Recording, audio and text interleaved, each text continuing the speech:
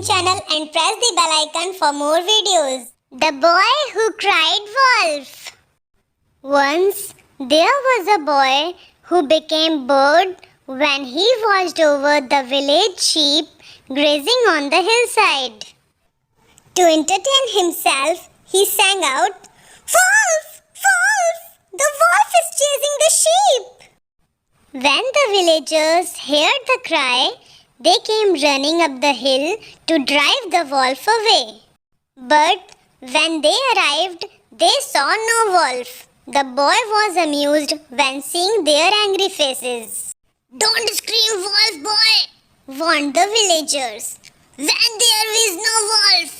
They angrily went back down the hill. Later, the shepherd boy cried out once again, "Wolf! Wolf! The wolf is chasing the sheep!" To his amusement, he looked on as the villagers came running up the hill to scare the wolf away. As they saw there was no wolf, they said strictly, "Save your fret and cry, for when there really is a wolf. Don't cry wolf when there is no wolf." But the boy grinned at their words while they walked grumbling down the hill once more. Later, the boy saw a real wolf sneaking around his flock.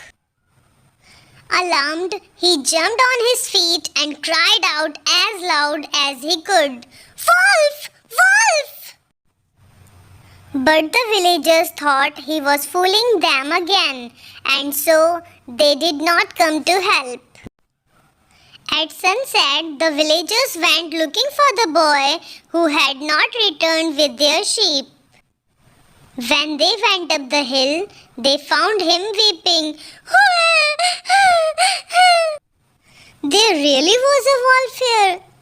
The flock is gone. I cried out, 'Wolf,' but you did not come," he wailed. An old man went to comfort the boy.